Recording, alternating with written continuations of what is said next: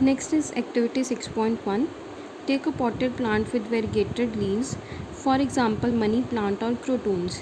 तो इस एक्टिविटी में सबसे पहले हमने एक पॉटेड प्लांट लेना है जिसके वेरीगेटेड लीव्स हों। वेरीगेटेड लीव्स का मतलब क्या होता है, जिसके कलर ग्रीन या वाइटिश कलर में हो, जैसे कि मनी प्लांट होता है। Keep the plant in a dark room for 3 days so that all the starch gets used up. उसके बाद हमने उस प्लांट को एक डार्क रूम में रख देना है जहाँ पे कोई सनलाइट ना पहुँचे 3 दिन के लिए, ताकि उसमें से जो भी प्लांट में स्टार्च प्रेजेंट है वो सारी ख़त्म हो जाए। Now keep the plant in sunlight for about 6 hours। उसके बाद हमने उस प्लांट को सनलाइट में रख देना है for about 6 hours। Pluck a leaf from the plant, mark the green areas in it and trace them on the sheet of paper।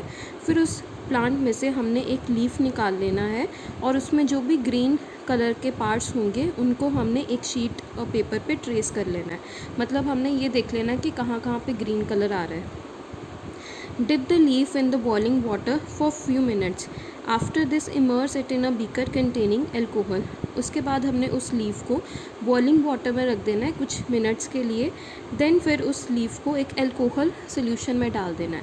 तो जब हम उस अल्कोहल सोल्यूशन में क्यों डाल रहे हैं, जो उस लीफ के अंदर क्लोरोफिल प्रेजेंट है ना, जो जिसके कारण उसका ग्रीन कलर है वो ख़त्म हो जाए। Carefully place the above beaker in the water bath and heat till the alcohol begins to boil. अब हमने जो अल्कोहल वाला सोल्यूशन था, ठीक है, बीकर में, वो उसको हमने एक वाटर बाथ में रखना है। वाटर बाथ भी एक तरह का इक्विपमेंट होता है और उसको तब तक हीट करना जब तक अल्कोहल जो है वो बॉयल होनी ना स्टार्ट हो जाए। What happens to the colour of the leaf, what is the colour of the solution.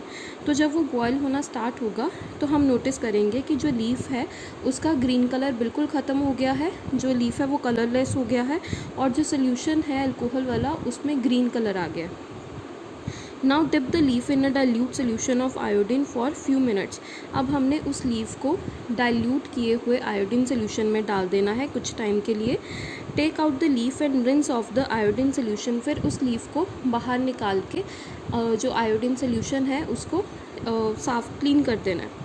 Observe the colour of the leaf and compare this with the tracing of the leaf done in the beginning. फिर हमने जो leaf है उसका colour जो है उसको observe करेंगे और जो हमने सबसे पहले स्टार्टिंग में जो लीफ ट्रेस किया था वहाँ पे उसके साथ कंपेयर करेंगे। What can you conclude about the presence of starch in various areas of the leaf. तो इसमें इस एक्टिविटी में हम ऑब्ज़र्व करेंगे कि जो स्टार्च है, जो ब्लू कलर आया, जैसे आप डायग्राम में भी देख सकते हो, जहाँ जहाँ पे ग्रीन कलर होगा वहाँ वहाँ पे जो आयोडीन का जो ब्लू कलर होगा वो आ जाएगा सेम उन्हीं एरियाज़ में। तो इस एक्टिविटी में हमें ये पता लगता है कि स्टार्च उन जगह पे प्रेजेंट होती है जहाँ पे क्लोरोफिल प्रेजेंट होती है एक लीफ में। Now let us study how the plant obtains carbon dioxide. In class 9th we had talked about stomata, which are tiny pores present on the surface of the leaves. So हमने अब देखना है कि जो carbon dioxide plants को चाहिए होती है फोटोसिंथेसिस के लिए, वो कैसे प्लांट के अंदर एंटर करती है। तो अब हमने क्लास 9th में स्टोमेटा के बारे में पढ़ा हुआ है। स्टोमेटा बेसिकली क्या होता है, जो प्लांट के लीव्स होते हैं उनमें छोटे छोटे से टाइनी पोर्स, और आप बोल सकते हो छोटे छोटे से होल्स प्रेजेंट होते हैं जिनमें से गैशियस एक्सचेंज होता है। गैसेज जो है वो एंटर या फिर बाहर को निकलती हैं। सिमिलरली उन्हीं पोर्स में से जो प्लांट में वाटर होता है वो भी बाहर निकल जाता है। Massive amounts of gaseous exchange takes place in the leaves through these pores for the purpose of photosynthesis। तो ये जो स्टोमेटा होता है इसमें इसके जो पोर्स होते हैं, स्टोमेटा बेसिकली पोर्स ही हैं, तो इन्हीं में से काफ़ी ज़्यादा गैशियस एक्सचेंज होता रहता है एक प्लांट के अंदर। But it is important to note here that exchange of gases occurs across the surface of the stems, roots and leaves as well।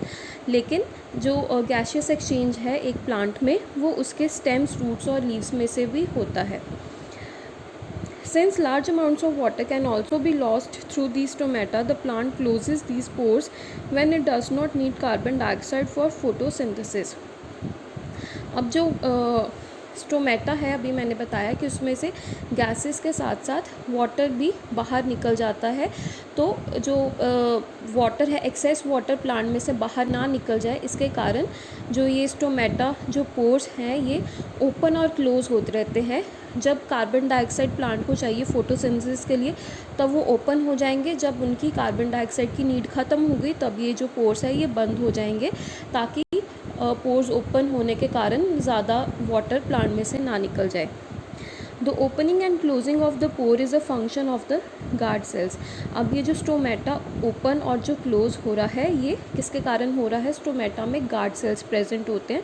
जैसे आप डायग्राम में देख सकते हो, 2 किडनी शेप्ड सेल्स बने हुए हैं, इन्हीं को हम गार्ड सेल्स बोलते हैं। The guard cells swell when water flows into them causing the stomatal pore to open. तो जब इन गार्ड सेल्स में से वाटर फ्लो करता है तो ये स्वेल हो जाते हैं, आप डायग्राम ए में देख सकते हो, और इसके कारण जो स्टोमेटल पोर है वो ओपन हो जाता है। Similarly the pore closes if the guard cells shrink. तो जब ये गार्ड सेल्स श्रिंक हो जाएंगे, पतले हो जाएंगे, तो उस टाइम पे जो होल की जो पोर की ओपनिंग है वो बंद हो जाएगी, क्लोज हो जाएंगे वो।